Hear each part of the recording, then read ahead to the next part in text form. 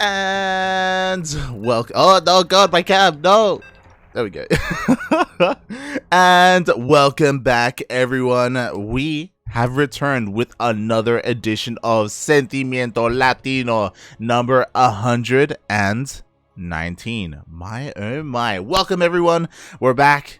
Of course, I'm your host, Light_VIP, and with me, I'll be joined by Darking later on, but for now, I am solo casting, and honestly, it's great to be back. Oh my god! Thank you so much, Sephiron, for the raid, as we are diving into game number 1 of our first series of today's tournament. And oh, spawning in the top right hand corner of 2000 Atmospheres LE, we have the Mexican Terran player. He is teal, representing Unidos por el Vicio. It is WhiteIdra.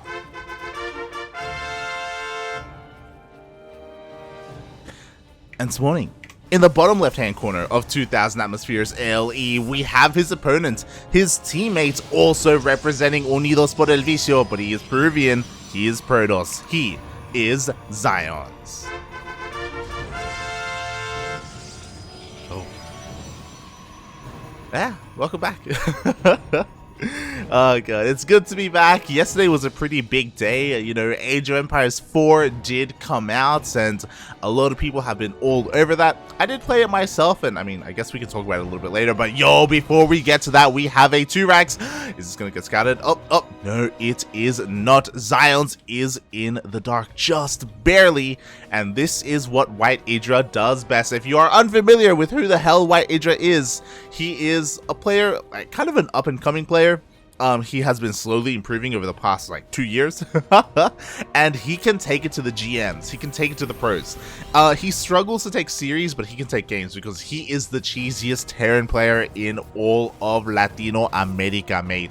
He does wild things. Oh my god, some RNG going on there, but the SCV does get to the other side of the wall. The probe is denied entry into the main base, so the probe doesn't know if there is, you know, another Rax behind this, another 2 Raxes, or a CC. XionS is in the dark, but he has to respect this, as the Rax does finish in the middle. We do have Reapers popping out, we have an SCV as well, and yeah, we do not have a Zealot on the way for XionS, so being a little bit, oh my god, I was gonna say being a little bit greedy here, going for a very fast robo.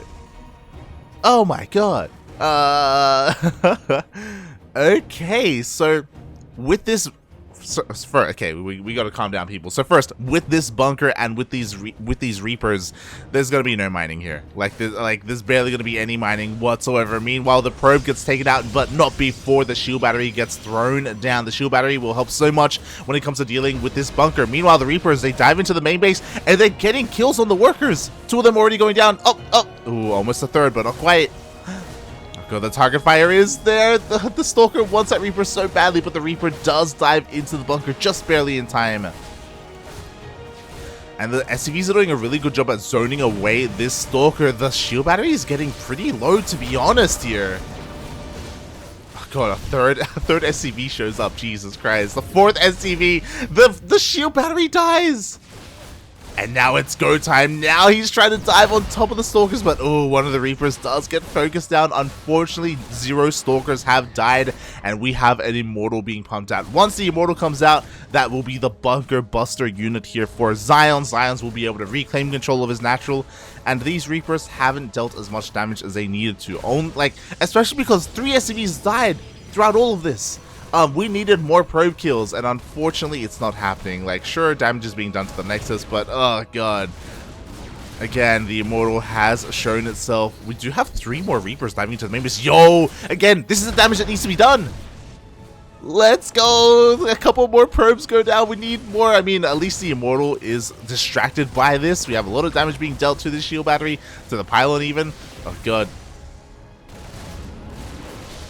So far, so good. The rest of the Reapers are showing up. Overcharges popped. And with that, the bunker finally falls. We have a lot of Reapers. I kind of want him to just bypass all this and go into the main base, but he's trying to fight the army head on with overcharge. WhiteIdra, that's just not working out, buddy. And just like that, all these Reapers are finally dealt with. Essentially half of them going down. What's interesting is that WhiteIdra, he has a very interesting placement of the third racks, also in the middle of the map, and he is not stopping. Unfortunately, like, the first wave is the strongest. We'll see though. I mean, these stalkers are so exposed. Oh my god, one of them finally gets picked off. The first stalker. And now so will the second. Oh, but there's a shield battery in the main base. Oh my god, he's surrounded by shield batteries. No! The Reapers can't find any more damage. And WhiteIdra is forced to transition. He is forced to expand. We have a CC on the low ground. We have a factory. But this transition is oh so late. We needed this a couple of minutes ago, honestly. Yeah, I mean, obviously WhiteIdra didn't realize that he wasn't going to deal as much damage as he would have liked. But yeah, he's in a really rough place. He's down over 10 workers. He's down a base. He's down in tech because the Immortal's out. We have 2 shield batteries. You can't break through that. It's just not going to happen. Again, like I do feel like WhiteIdra should have focused a little bit more on harassing the economy. There was so much potential there, so much potential to just dive in and get so many probe kills. Unfortunately, it didn't happen. He's gonna try now, but I mean, there's enough army to split up between all the bases and protect all of the angles for XionS. He's fine, mate. He's perfectly fine. Meanwhile, exclamation mark Funada for sure is in the chat, shaking my head. As we are diving into our Sentimiento Latino of the week.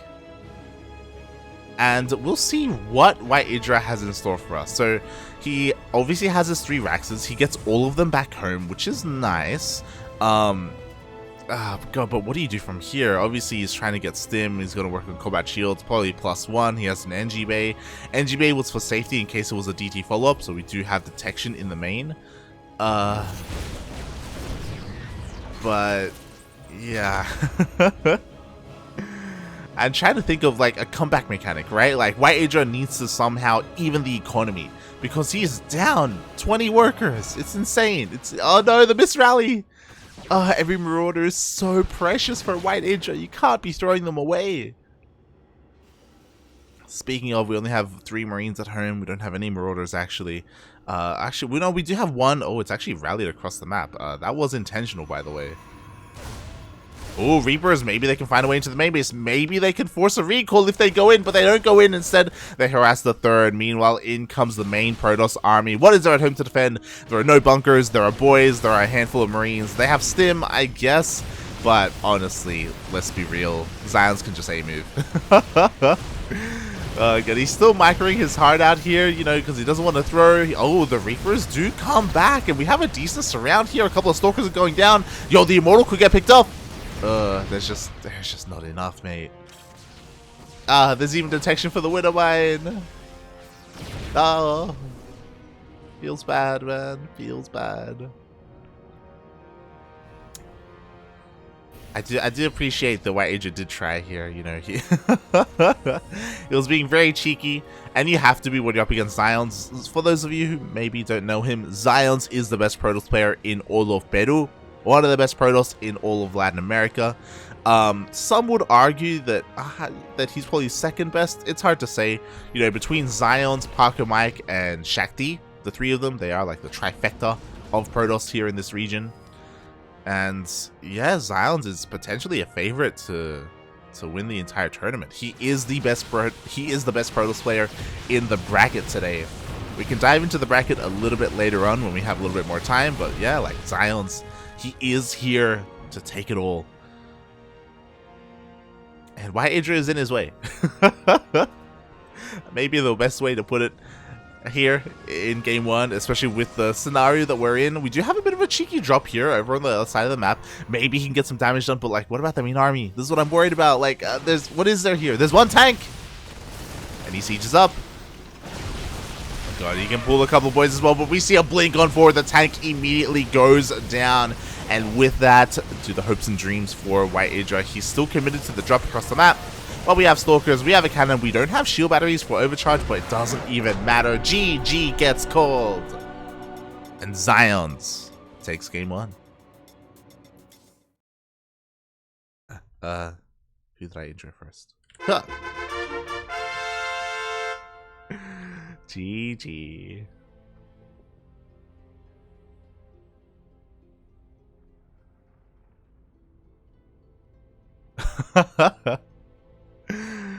God, Kuro just sent me a tweet. After getting smacked by Jim Rising in AoE 4, it's time to switch to a Metroidvania.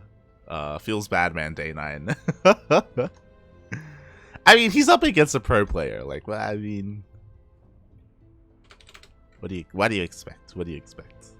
Yeah, GG, well played. Oh, I need to fix this actually. Hold on. Boom, beautiful, beautiful. I'm joined by my lovely plush. Oh,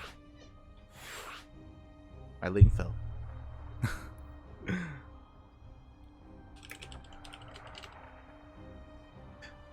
Dust them off. Beautiful. I was like, hold on. Someone's missing. Someone's missing. My Ling is here. Beautiful, mate. Beautiful.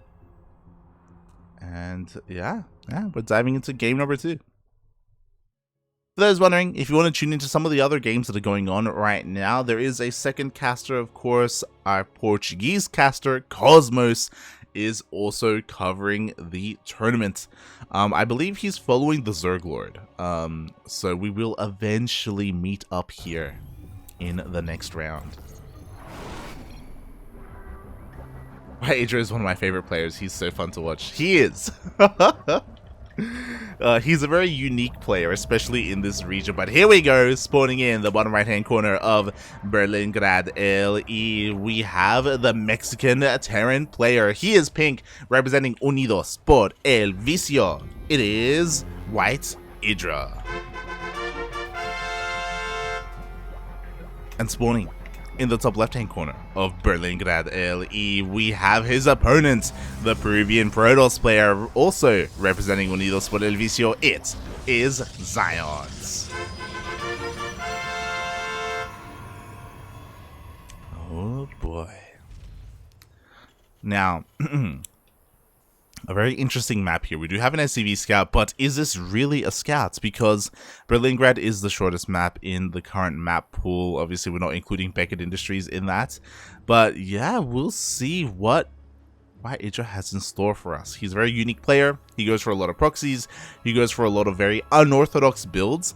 And that's why when I saw the bracket today, I wanted to dive into this. Already, again, being a little bit cheeky, going for an engineering bay block across the map, going to be delaying the nexus of XionS. Again, nothing too crazy, just denying the economy. Not bad.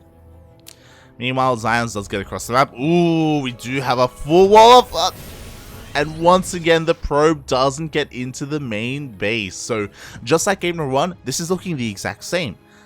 For all he knows, there could be another proxy out of the map. There could be another Rax. So now XionS is in the dark, and he's going to be panicking a little bit.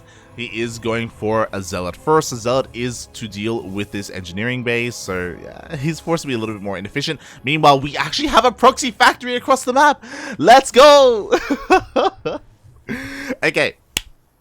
So, WhiteIdra will do this all the time on Lightshade in the previous season, in the previous map pool. But that is Lightshade that is no longer here in the current map pool. Instead, he's doing it on Berlingrad. Ooh, XionS is well aware. He actually checks his main base, confirms that there is nothing there. So, again, WhiteIdra is known for this build. So, XionS was checking for it, but it hasn't hit yet. And we'll see how this will go. Because typically, this is to waddle in Widow Mines. Oh god, the fact, there it is, the armory is on the way. Once the Widow Mines borrow, you need detection to help deal with them. But, you know what, XionS, he's thought of that. He has a robo on the way. With the robo, detection will be available with an observer. Meanwhile, XionS still hasn't scouted this, and the Widow Mine is on the way. Oh my god. Oh, he checks!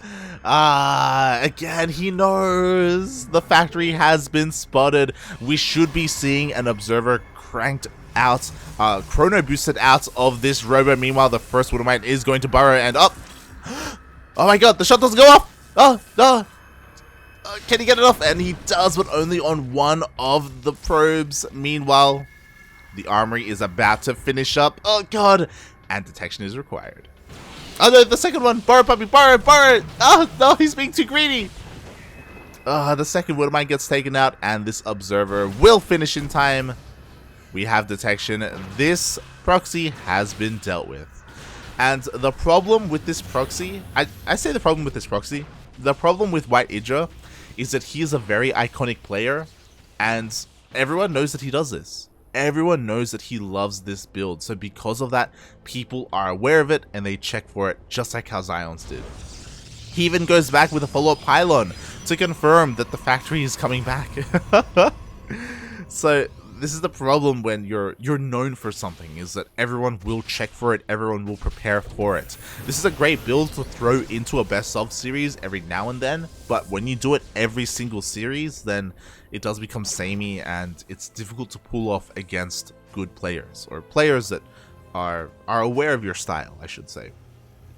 So, ooh, that factory does get pushed away. Fun fact, like, this kind of builds, like, especially with the timing of the armory, it works incredibly well if you're up against a player, like, again, I wouldn't be surprised if WhiteIdra could pull this off against Neeb, for example, because you don't often check the corners of your bases like that.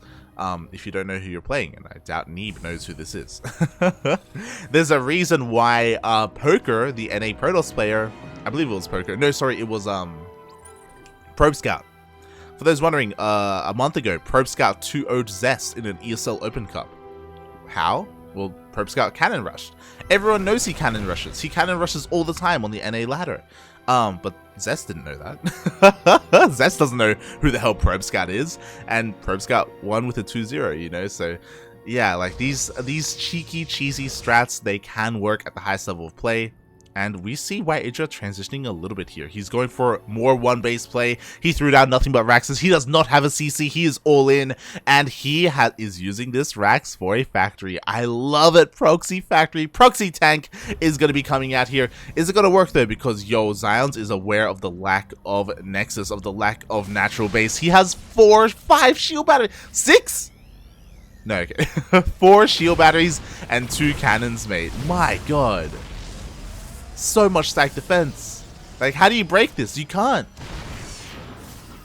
Oh my god, I would have loved it if he had like dropped into the main base instead. Bypass all of this, drop into the main, and have your tank cover your army here from the low ground.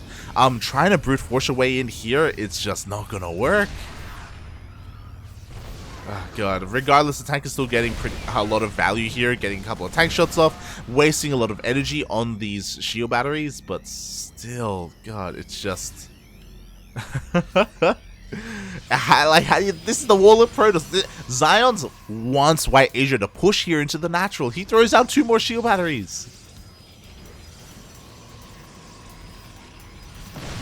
Couple of tank shots are going off. We see a stim forward. He's trying to focus down the Immortal. He gets it to half health, but only half health. The whole position is just too good. And a 4th Immortal comes out. The longer this goes on, the better it is for XionS. We do see the tanks reposition themselves. They are able to take out 1 of the shield batteries, which is great. But we needed this earlier. We needed the tanks to be a little bit more forward from the very beginning. And maybe he would have been able to kill 2, maybe even 3 shield batteries by now. Oh my god, XionS, hold position, please. Oh, he's going in, he's pulling the trigger.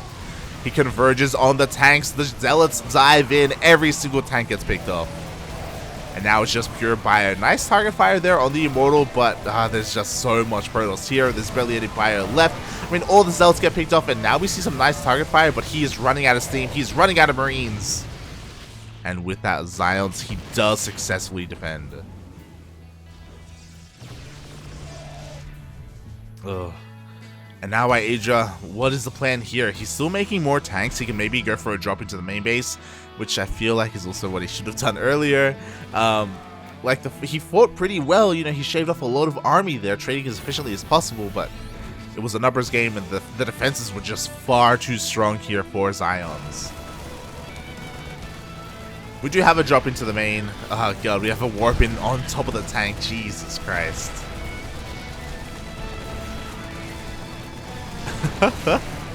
You don't see this too often. You don't see a warping on top of the tank. Wow. And the tank is dealt with. Meanwhile, on the other side of the map, XionS tried to push up this ramp, but didn't really find too much success here. The Marines were just too good. And what is WhiteIdra's plan from here? It can't, like, worst case scenario, he could lift up his main. Oh god, he's pulling the boys! Let's go! Oh my god! I would have loved this earlier, to be honest. It would have been a great buffer to keep those 3 tanks alive earlier. Now, we only have 1 tank. Here we go. Everything is zooming across the map. We even have the factory landing in the main base. You know, just why not? Just throw everything at your opponent. Everything you can. And the third is not a bad place to fight for WhiteIdra. There's only 1 shield battery. Well, the least I can say is that it's better than fighting in the natural. I think we can all agree on that. So we'll see how it's going to go. A couple more shield batteries are being thrown down. We have our tank, but it is not sieged up. The boys are dying to the Archons oh so quickly. Oh, well, one of the Archons falls, but there's still 3 Immortals behind this. And all the SCVs are cleaned up. The Marines are trying their best to power on through, but the target fire was a little bit too good on the tanks. Xion's just barely holding on here. We have the Mana Mule. GG. Xion's takes the series 2-0. Oh,